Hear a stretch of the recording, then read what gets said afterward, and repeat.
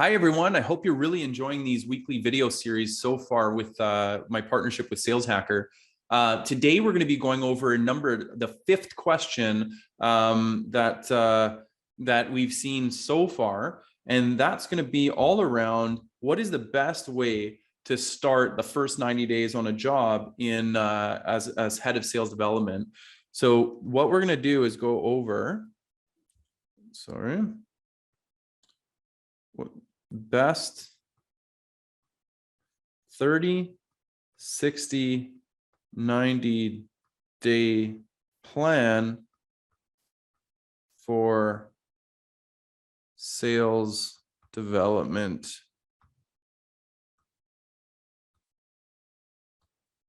lead.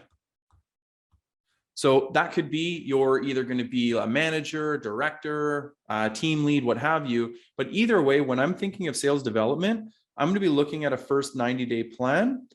And so I'm going to cut it up to 3 different components. There's end of day 30, end of day 60, and end of day 90. Now, when you look at it as a whole, what you want to accomplish by the end of these sections is first to learn. And what you want to learn is you literally want to establish in this process is you want to understand, you want to know your customer, team, and value. Now, use the term value because it's different than what you sell. It's going to be part of what you sell, but it's a whole package. What makes you different? What problems do you solve? What makes you different? What do you sell? All these other things all put together, but what is the value that you provide your customers? Okay. Number 2 is you want to build. So you want to build the team structure and systems. So effectively, by the end of that 60 days is you want to have a fully functioning outbound team that is working to put points on the board, okay? And then what you want to do at the end of 90 days is really you want to prove your model.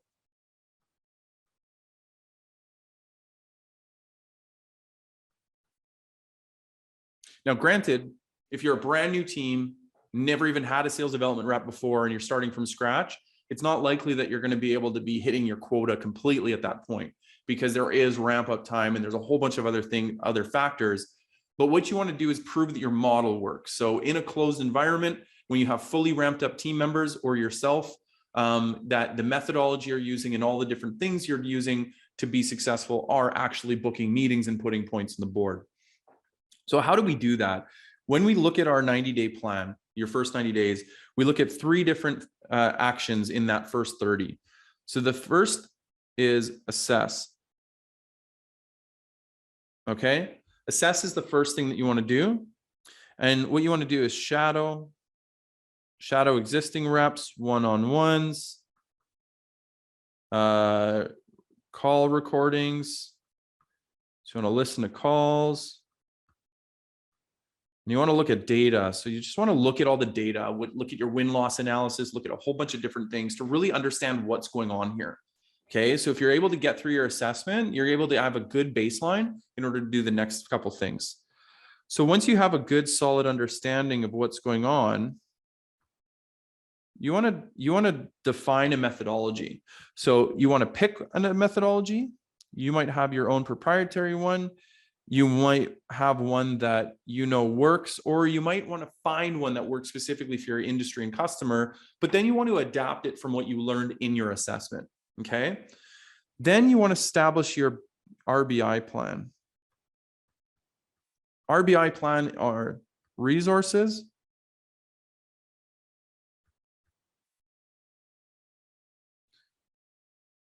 resources, budget, and impact. So leveraging the RBI framework, I'm not going to get into detail with today, But if you look at what are the resources you need, what are the budget you need to get those resources, enable them, and then what is the impact? So what are the end results that you're going to provide your company from them investing in all of these things with you? Now that you've accomplished this, so you know your customer, you know your value and all these things, and you know exactly the plan that you're going to do in order to build up this entire system. Okay. Now it's time to actually do and build. So what we want to focus on are the people, processes, and programs. Okay, so it's all about hiring and recruiting, onboarding,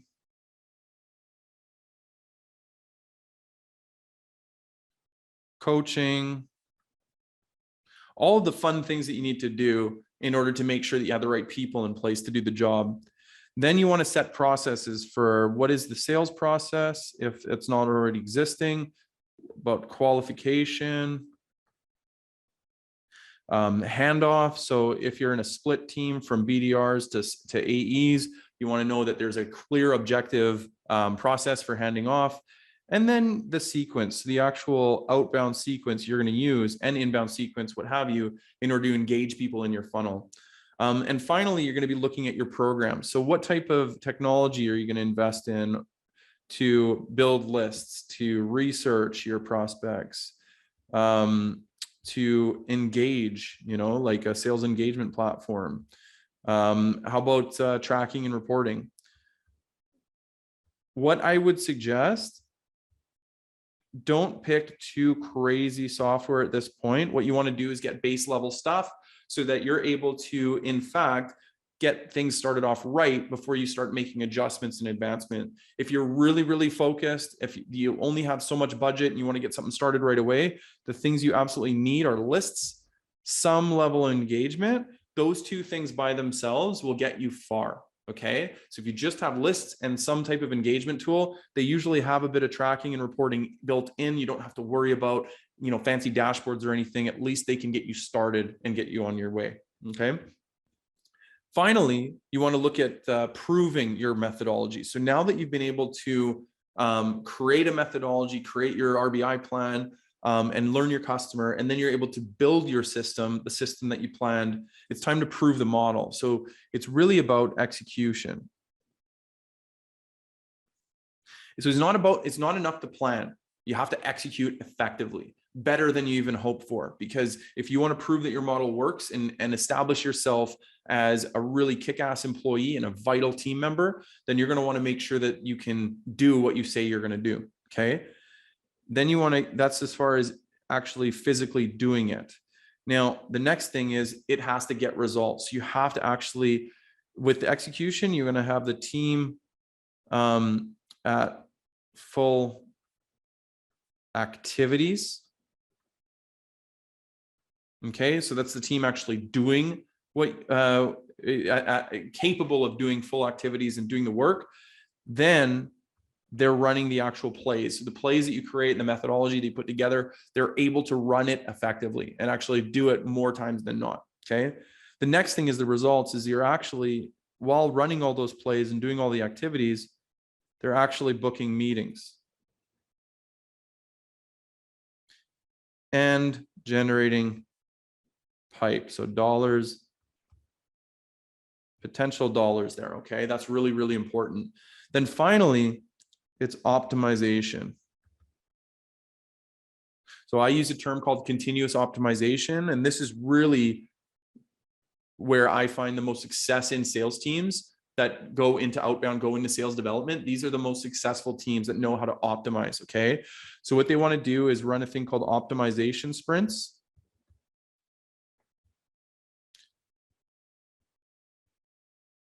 If you want to know more about optimization sprints and that concept intrigues you, please feel free to DM me on LinkedIn or Sales Hacker, what have you. Just hit me up. I'd love to tell you all about how that works and how we do it at Outbound SOS to get consistently better results. And then, of course, you want to optimize so that with the goal of getting 1% better every day. So there's always something to improve: your messaging, your process, your team, your resources, and all these different things. If you're constantly improving and constantly optimizing things, you're going to get so much further and so much faster than your competition. And your team is going to think, wow, am I happy I hired you? Okay. So good luck with your first 90 days. I hope this was helpful. And like I said, please connect with me and let me know if you want to learn more about any of what I've showed you today. So thanks again, and happy hunting. Bye-bye.